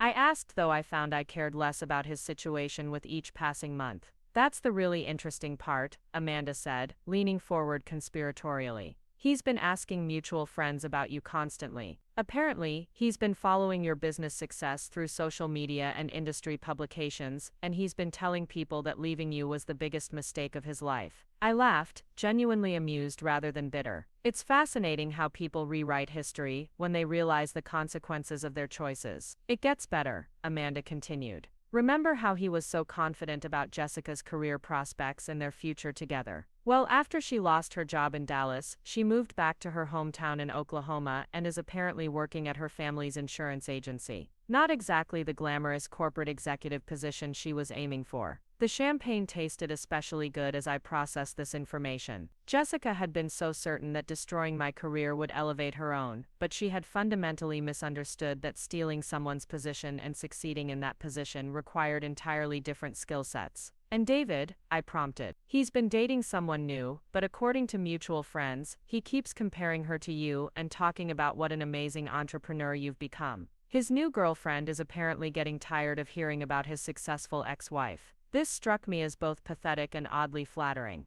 David had participated in a conspiracy to destroy my career because he thought Jessica represented a more exciting future, but now he was discovering that success and character weren't as easy to find as he'd assumed. "You know what the best part is," I said, raising my glass in a toast. 6 months ago, I would have cared deeply about David's regrets and Jessica's failures. Tonight I'm mainly curious about whether Meridian's Dubai office has good coffee, because I'll be spending a lot of time there over the next 5 years. Amanda clinked her glass against mine. "That's exactly what I was hoping you'd say. You've become completely focused on building something amazing rather than dwelling on what was taken from you." We spent the next hour discussing my expansion plans for Mitchell Strategic Marketing and Amanda's new initiatives at Premiere. She had implemented comprehensive policies to prevent future incidents like Jessica's conspiracy, including mandatory background checks for employees in supervisory tracks and anonymous reporting systems that would have caught the fabricated complaints much earlier. "Robert asks about you occasionally," Amanda mentioned as we finished the champagne. "I think he genuinely regrets how everything went down, even though it worked out better for you in the end." "Robert was doing his job by investigating the complaints," I said diplomatically. "The system worked exactly as it should have, once we provided evidence of what was really happening." What I didn't mention was that Robert had approached me twice about returning to Premiere in an executive role, offering salary packages that would have been impressive 6 months ago, but seemed modest compared to what I was earning independently. The conversations had been friendly, but pointless. I had no interest in returning to corporate employment when I was building something far more valuable on my own terms. The next morning brought a call that perfectly illustrated how much my professional circumstances had changed. Marcus Williams from Lux Living magazine was calling with news about their expansion progress and a proposal that would take our partnership to an entirely new level. "Sarah, the Southwest Region campaign has exceeded every target we set. Revenue growth, brand recognition, market penetration, everything is ahead of schedule and above projections. The executive board wants to expand our partnership significantly." I leaned back in my chair, looking out at the Austin skyline through my office windows. "What kind of expansion are you thinking about?" "We want Mitchell Strategic Marketing to lead our national expansion. Versus Lee. Not just the Southwest anymore. We're talking about California, the Pacific Northwest, even international markets where luxury lifestyle marketing is emerging." This would be a 10-year contract with revenue potential that would make you one of the largest independent marketing firms in the country. The scope of what Marcus was describing would require me to build Mitchell Strategic Marketing into something approaching a small corporation, with offices in multiple cities and teams of specialists for different markets. It was exciting and terrifying in equal measure. Marcus, that sounds incredible, but it would require significant infrastructure development. We'd need to hire dozens of people and establish operations in markets where we currently have no presence. That's exactly what we want to help you build, he replied. Lux Living would provide development capital and operational support to help you scale. We're not just talking about a service contract anymore. We're talking about a strategic partnership that would make you our exclusive marketing partner for North American expansion. After we hung up, I sat in my office thinking about how rapidly opportunities were expanding beyond anything I'd imagined possible. The Meridian contract would establish Mitchell Strategic Marketing as a major regional player. The Lux Living partnership could transform us into a national presence. And the consulting work with Dr. Williams was creating an entirely new revenue stream, while helping protect other women from predatory workplace behavior. None of this would have been possible if Jessica and David hadn't forced me out of my comfortable but limiting position at Premier. Their betrayal had been devastating at the time, but it had also been the catalyst for discovering entrepreneurial capabilities I never would have explored while safely employed in a corporate environment. That afternoon, I received a call that brought the story full circle in the most satisfying way possible. Hill Country Development, the client whose campaign had been the centerpiece of my success at Premier, wanted to discuss a new project that would dwarf anything we'd worked on previously. Miss Mitchell, said David Ng, the project manager I'd worked with on the original campaign, we have a development opportunity that requires exactly the kind of strategic thinking you brought to Hill Country Estates.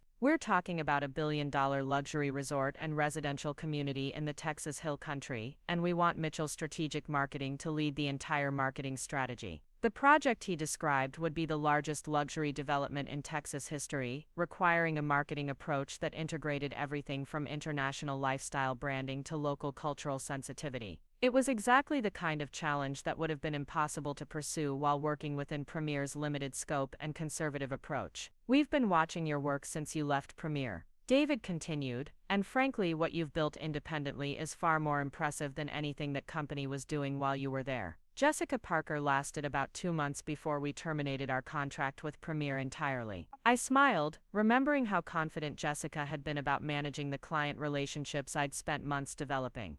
What happened with that situation? She didn't understand the strategic framework you'd developed, and she kept trying to make changes that would have damaged the positioning we'd worked so hard to establish. After she suggested replacing our exclusive lifestyle partnerships with generic vendor relationships, we realized Premier no longer understood our vision. This was the ultimate vindication. Jessica had stolen my position, but she couldn't steal the expertise and understanding that made that position valuable. Without the strategic thinking that had made the original campaign successful, she had been unable to maintain the client relationship that justified her promotion. We'd like you to visit the development site next week, David continued. Bring your team and spend a few days understanding the scope of what we're planning. This could be the project that establishes Mitchell Strategic Marketing as the premier luxury development marketing firm in the Southwest. As I scheduled the site visit, I realized that this conversation perfectly illustrated the difference between stealing someone's job and earning professional success. Jessica had been so focused on taking my position that she'd never developed the skills and relationships that made that position meaningful. Meanwhile, I'd been forced to build something from scratch based on actual competence and strategic thinking.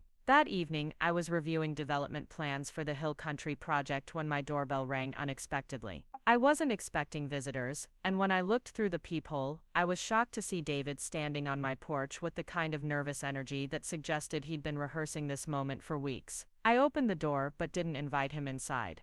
David, this is unexpected. Sarah, I know I don't have any right to be here, but I needed to talk to you. I've been thinking about everything that happened, and I had to tell you how sorry I am about what I did. He looked older than I remembered, with stress lines around his eyes and a general air of deflation that suggested the past 6 months hadn't been kind to him. More importantly, he looked like someone who had finally understood the true cost of his choices. I appreciate the apology, I said carefully, but I'm not sure what you're hoping to accomplish with this conversation. I've been following your success, he continued, gesturing toward the luxury car in my driveway and the obvious signs of prosperity that marked my new life. You've built something incredible, and I realize now that what Jessica and I did to you was the worst mistake I could have made. I studied his face, looking for signs of manipulation or self-serving motivation, but what I saw instead was genuine regret, mixed with the kind of amazement that comes from recognizing how badly you've misjudged a situation. David,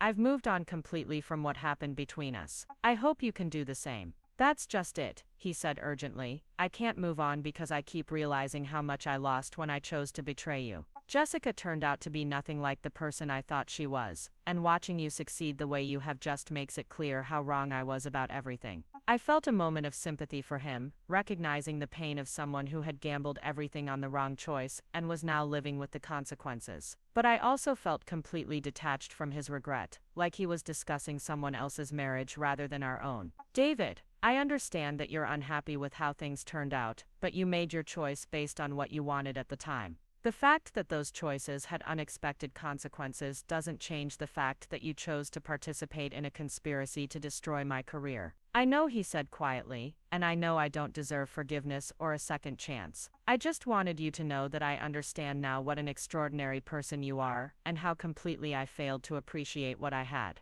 There was something deeply satisfying about this conversation, not because I wanted David to suffer, but because his recognition of what he'd lost validated everything I'd built since our divorce. He had chosen Jessica because she seemed exciting and ambitious, but he was discovering that excitement without character was worthless, and that ambition without competence led nowhere. I'm glad you've learned something from this experience, I said. But David, my life is completely different now. I'm building something amazing with people who value integrity and strategic thinking. I don't have room for relationships that are based on anything less than complete honesty and mutual respect. He nodded sadly, finally understanding that his apology, while sincere, was far too late to matter. I just wanted you to know that you were right about everything, and I was wrong about everything, and I'll regret what I did for the rest of my life. After he left, I poured myself a glass of wine and sat on my back porch, looking out at the Austin skyline and thinking about how completely my perspective had shifted. 6 months ago, David's apology and obvious regret would have been deeply meaningful to me. Tonight it felt like closure on a chapter of my life that had already ended. The woman David had betrayed no longer existed. In her place was an entrepreneur who had built a successful company, developed strategic partnerships with international brands, and discovered capabilities she never knew she possessed. David's regret was about losing someone who had moved so far beyond their shared past that his apology felt almost irrelevant. The final validation came 2 weeks later, when I was featured on the cover of Austin Business Magazine as Entrepreneur of the Year. The article detailed how Mitchell's strategic marketing had grown from startup to major regional player in less than a year, with particular emphasis on how I'd transformed personal adversity into professional triumph. The photo shoot took place in my downtown office, with the Austin skyline providing a dramatic backdrop that emphasized how far I'd risen since the dark days of my suspension from Premiere. When the photographer asked me to describe my entrepreneurial philosophy, I thought about everything that had brought me to this moment.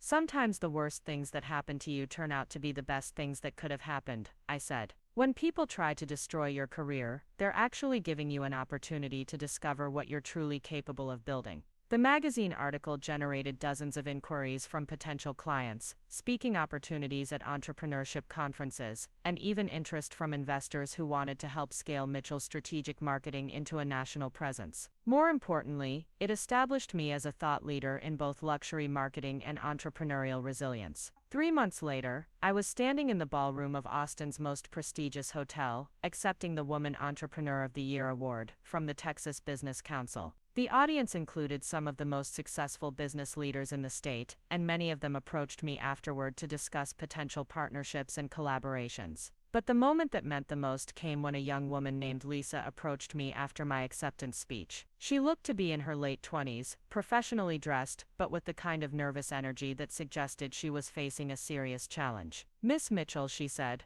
I read about your experience with workplace conspiracy and fraudulent harassment claims. I think I'm dealing with something similar at my company, and I don't know what to do. I spent 20 minutes listening to Lisa describe a situation that was remarkably similar to what I'd experienced with Jessica, a manipulative colleague who was systematically undermining her position while cultivating relationships with key decision makers. The patterns were identical, down to the fabricated documentation and strategic timing of attacks. The most important thing, I told her, is to start documenting everything immediately, and to understand that this isn't about your performance or worth as an employee. This is about someone who has identified you as an obstacle to their advancement, and developed a plan to remove you. I gave Lisa my business card, and offered to provide guidance through Mitchell Strategic Marketing's new consulting division for workplace fraud prevention. You don't have to handle this alone, and you don't have to let them succeed in destroying what you've built. As I drove home that night, I reflected on how my worst experience had evolved into something that could help protect other women from similar attacks. Jessica Parker's conspiracy had been designed to destroy my career and steal my position, but ultimately it had forced me to build something far more valuable, while developing expertise that could prevent others from suffering the same kind of predatory behavior.